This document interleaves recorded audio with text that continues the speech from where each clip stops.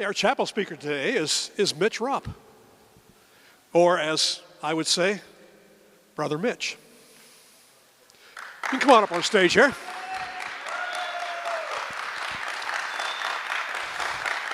So Mitch and his wife Emily are 2018 graduates of CSU. You're enrolled now at Faith Biblical Seminary, right? Yes. Okay. And hi, Emily. And that's Caitlin right there, right? Is this Caitlin's first time in chapel? We should greet her, shouldn't we? Say hi to Caitlin. Hi, Caitlin. Okay, that worked out well. Now, you guys know they always give me something about our chapel speakers to make sure I just don't go off and make up lies. And so on my list for today, Mitch, is ask Mitch to tell you the story of how he met Emily and won her over with his acoustic guitar playing skills. Around a campfire. Around a campfire? Yeah. Sounds romantic. Yep. It was good. It's a good story. That's it? Well, you have to ask me about it, yeah. Mitch, what's the story of how you met Emily? Well, there's a lot to it, but I had to win her over. I think my acoustic guitar was part of it, and certainly the Lord was involved in that. A little bit of actually connected what I'm going to share today. So. Oh, okay, that's worthwhile. Yeah. So if I left the stage, would you? I could do that, yeah. Okay, great. Hey, I'm glad you're here, man. Thanks.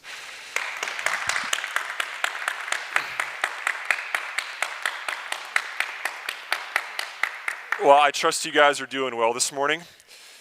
I'm not old, but I'm getting older. I can start to mark things in my life with decades. So I started my time at CSU a decade ago. And as I sat in chapel 10 years ago, 9 years ago, 8 years ago, I would have never dreamed that I would have an opportunity to be up here and encourage you guys in the way that so many speakers encourage me. So I'm grateful for this opportunity. Thank you, Dr. Lytle, for giving me an opportunity to do this. And today and tomorrow, actually, you're going to hear from myself and then one of my friends and fellow pastor, Scott Cleveland. He's pastoring at Heritage with me as well. And so he's going to speak tomorrow in chapel. And together, we're going to tackle a topic that has to do with why we do what we do and what is the heart of that. These ideas that he and I are going to talk about have changed our lives, right? More than anything else, I think these ideas have impacted our lives, maybe second only to the gospel itself. These things that we're going to talk about today and tomorrow have transformed our way of thinking about our relationship with Jesus. They've transformed our marriages, our church ministry, our parenting, our opportunities to counsel, and even more our own hearts and minds. And these ideas about our behavior, our motivations, and our worship have been life-changing. And so I want to share them with you. It's things that have been passed along to us. And my time here at CSU was life-changing. I don't know if you can say the same thing. And I'm not trying to over-spiritualize that, right?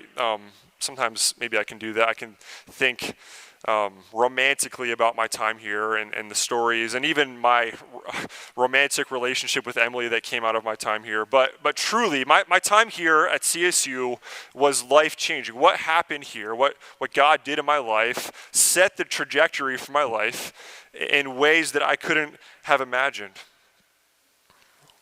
Coming into my freshman year, my youth pastor thoughtfully kicked my life into a spin when he asked me, have you ever considered going into youth ministry? Have you ever considered doing pastoral ministry? And I hadn't before. And so God used that, and he worked it out that I could come to a Bible college, this Bible college, where I accidentally declared to be a youth pastoral major. That's right. I accidentally declared my major to be youth pastoral, right? So you come in my first semester, I had general classes. I had Western civilizations. I had speech. I had classes like that. And so I didn't have to think about it. But my second semester, I logged onto my portal to sign up for classes. And right at the top, it said youth pastoral major. So that's news to me. I don't know when that happened.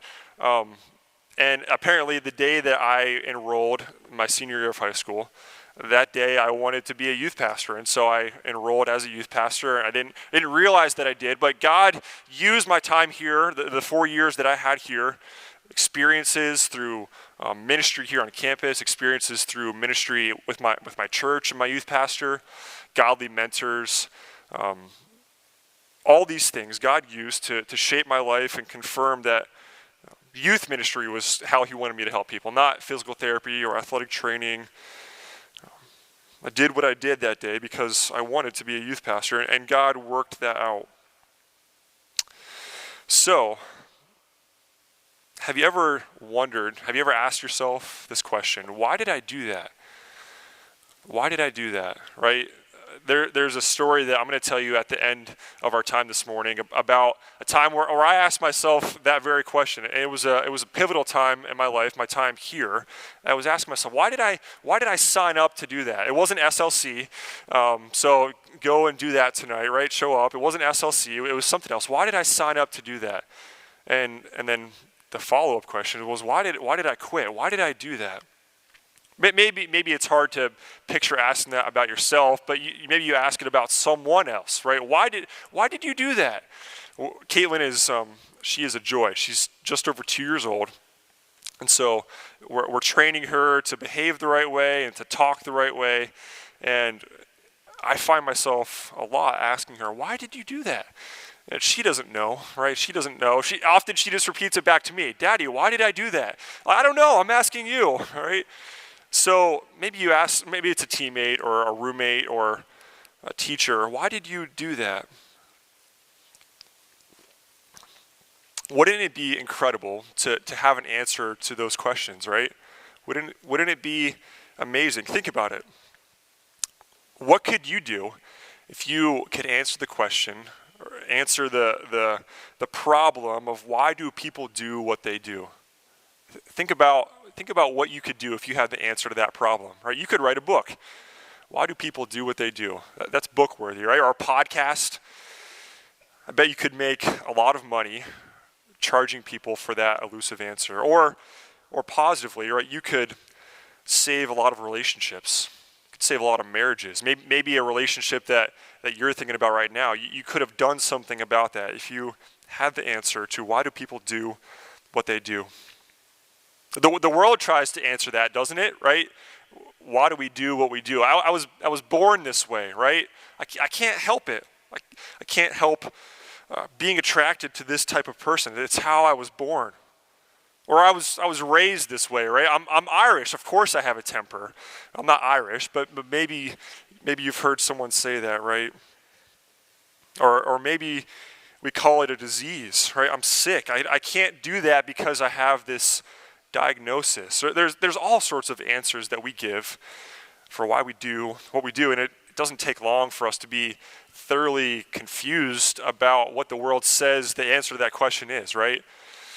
So, leaves me wondering if only the Bible had some sort of answer, right?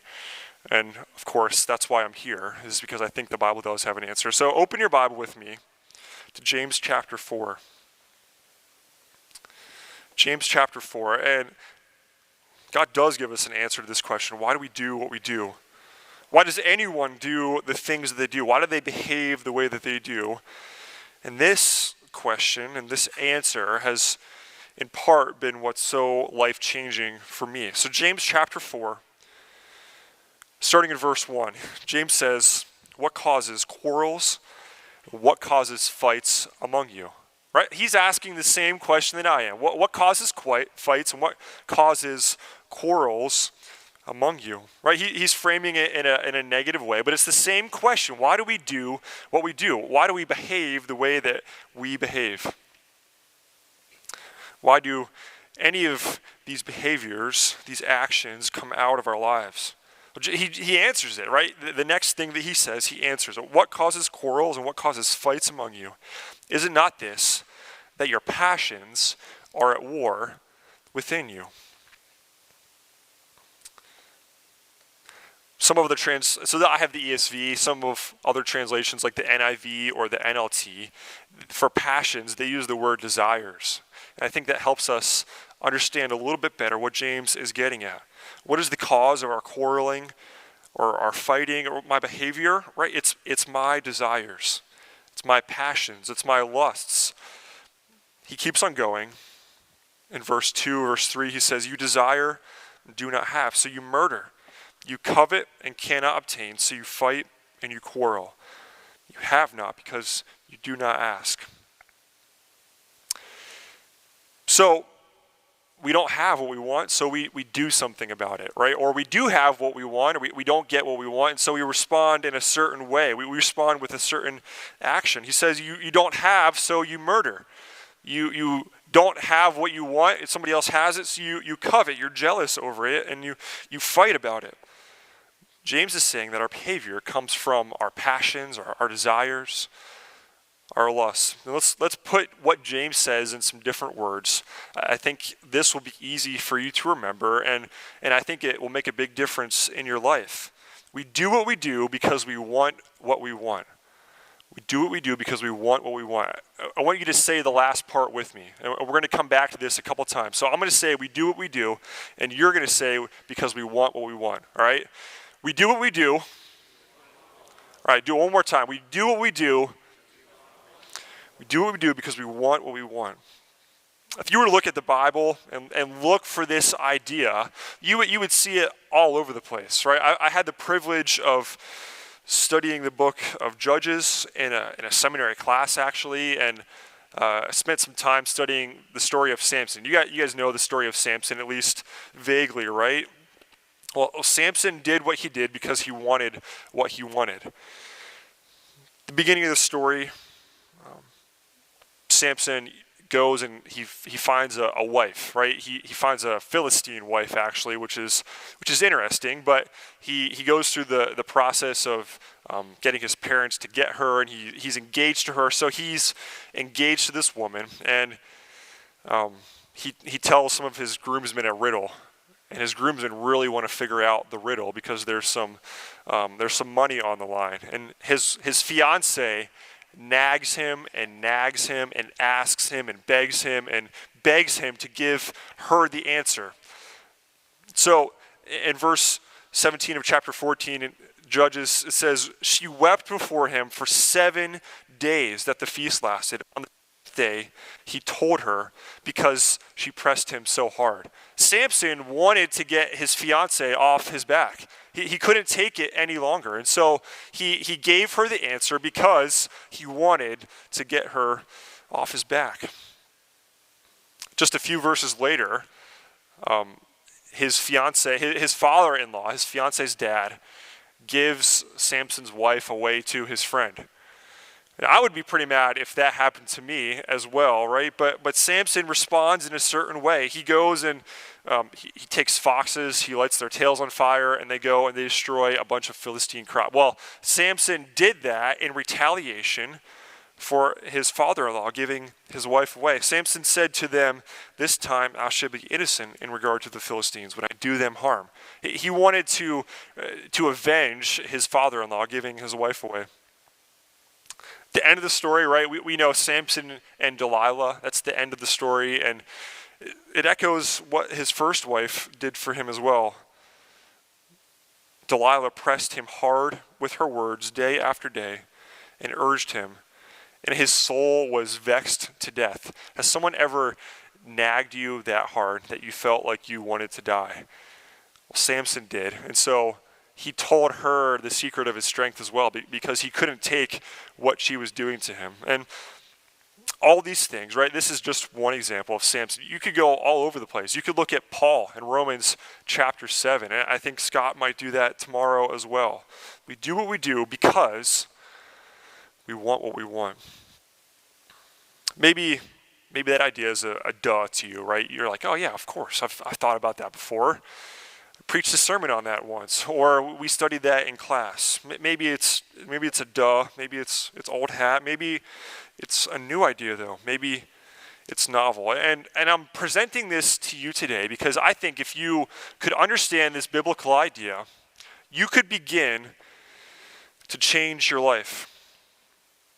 It could begin to change your life if you understand why you do what you do. Now, I'm not talking about grades, just grades. I'm not talking about improving your sports stats. I'm not talking about just having the relationship that you want. What I'm talking about is a spiritual change. Penetrates to your heart and impacts every other part of your life. The part of the reason, this is the part of the reason that you're here, isn't it? Right? You're at a Christian university, certainly because you want to be career ready, but you're at Clark Summit University because you want your life to be Christ-centered. You want to be more like Jesus, and that's why you're here. So think about a time recently when something didn't go your way. I'm sure you have something, right, that didn't go your way. Think about a time when you were anxious or you were pitying yourself. Think about a time where you felt helpless or hopeless. Think about a time that you were angry or frustrated. Right? Maybe your coach or your teacher or your parent demanded something that just seemed unfair.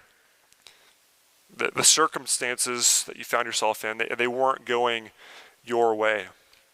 Your boyfriend or your girlfriend treated you in a way that wasn't fair. Your appearance wasn't what you thought it should be or what you wanted, and so you spent your whole day wondering what other people thought. Maybe you feel stuck week after week after week looking at pornography and you can't seem to get away from it, right? In all these scenarios, in fact, any scenario in life, we can look at what we do and take ourselves back to the question of, what did I want? I did that, so what did I want? What we want always drives what we do. What is it that we so often want, right? We want things to be easy. We want things to be pleasurable. We want what we think we can gain from money. We want the praise of others. We want the adrenaline of victory. So many more things we want. Are these things wrong, right? Are all those things really a problem? James does answer that question as well. In verse 2, he says, you desire and you do not have, so you murder. You covet and cannot obtain, so you fight and quarrel. See, our desires, what we want, become sinful when we're willing to sin to get what we want, right? If I'm willing to murder someone to get what I want, that's a sin, right? My desires are out of place. So now, I don't think any of you, I wouldn't expect that any one of you have killed someone with your hands. But have you hated your brother? Right? Jesus talks about that as being the same as murder in our hearts. Or how about when I respond sinfully when I don't get what I want, right? I can respond sinfully to get what I want, but I can also respond sinfully when I don't get what I want. I can covet, can be jealous that someone has something that I don't. So it's sin when I argue or fight or are jealous over what I don't have. James says that the behavior of fighting and quarreling and conflict is not proper. It's misplaced once. And this is where Scott's going to dive in tomorrow, right? What this comes down to is our hearts. It's not just on the outside, it's something on the inside. All too often, we live our lives with our desires placed in the wrong spot. We think about ourselves too much. We think we want the best thing for our lives, and we want to make our lives in our own image. So, the story that I mentioned at the beginning is a time in my life when I was doing the same thing as well. See, I ended up at Clark Summit because I was recruited to play basketball.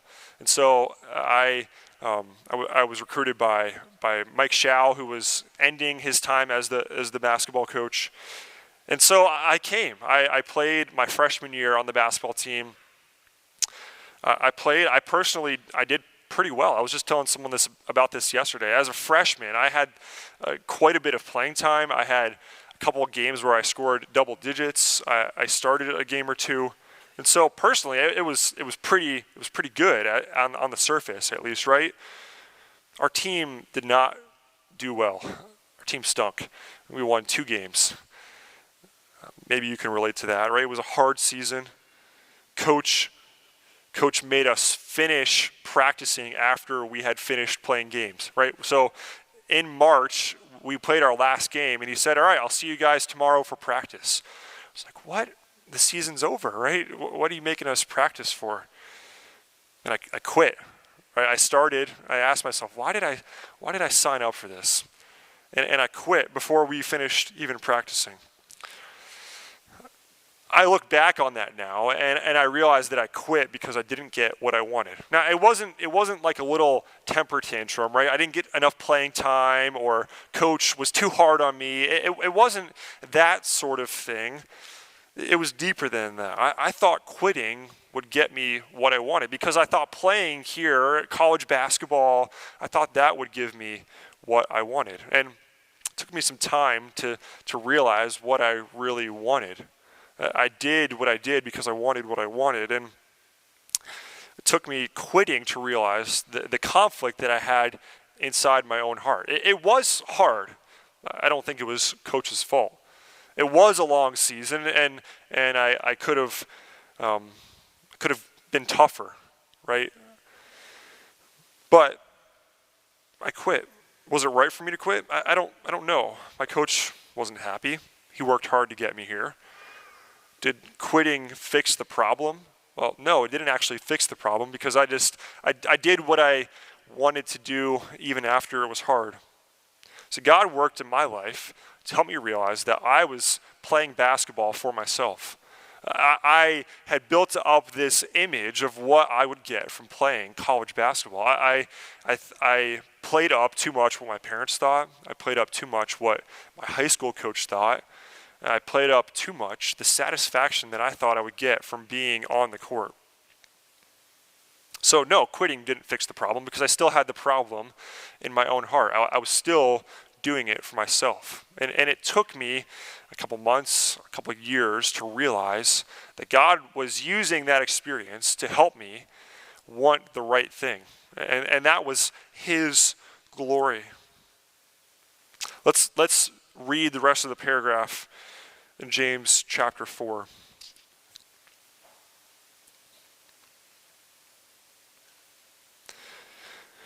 I'm going to start in verse 3. He says, "You ask and do not receive, because you ask wrongly, to spend it on your passions.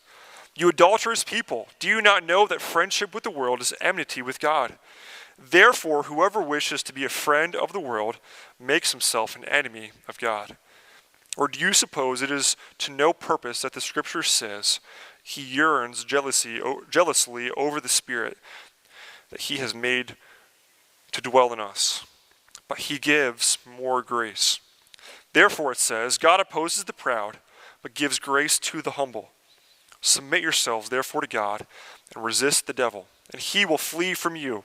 Draw near to God, and He will draw near to you. Cleanse your hands, you sinners, and purify your hearts, you double-minded. Be wretched and mourn and weep.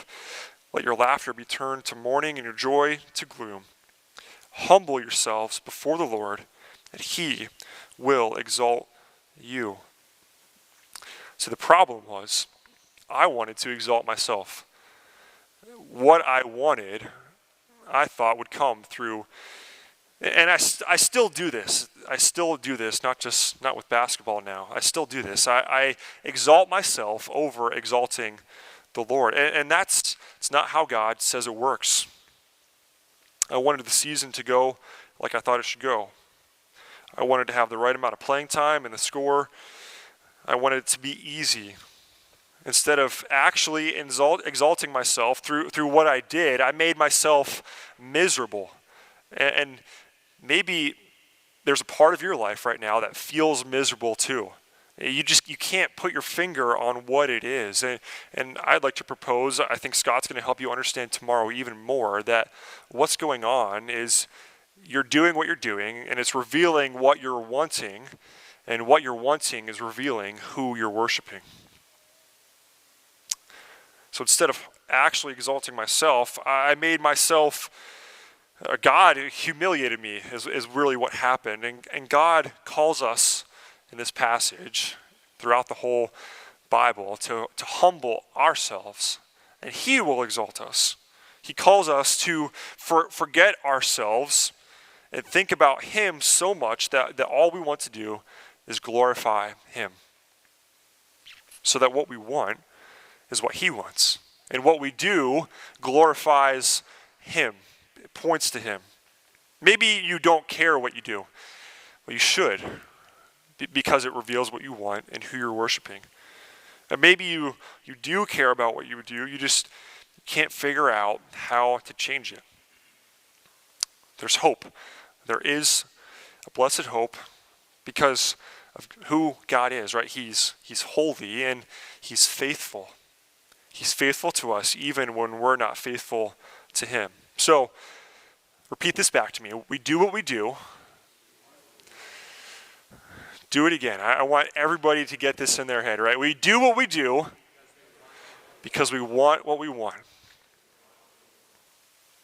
What we want reveals what we worship. This is where Scott's going to go tomorrow. What we want reveals what we worship. If you want to change what you do, if you're not happy with your behavior, if you're not happy with your actions, if you're not happy with the circumstances in your life, the solution is not to quit. The solution is not to run. The solution is not to think about yourself more. It's to worship the Lord. So if you want to change, you have to identify your desires. You have to identify what you want. And once you identify what you want, then you can do something about it. Then you can change your worship. So I pray that this encourages you. I pray that when you think about these days here at Clark Summit University, I pray that they would be life-changing like they were for me. God used this time here. He used the godly influences around me, right? If you were to ask me, Mitch, what advice would you have for us? And it would be to make the most of this opportunity. Make the most of your professors, your dorm parents, your RAs, your friends, right? This time that God's allowing you to experience his grace, to experience knowing his word, to experience knowing him and building your identity on him alone. It would be my advice, right? Make the most of that. That's what God helped me do, and it's what he's still helping me do. So let me pray, and you guys can go off to class. Lord, grateful for your word, how it provides everything that we need for life and for a life that glorifies you. You've not left us empty in any way like the world does. So I pray that you would impact our hearts with this truth. Help us see clearly how our actions point to our hearts.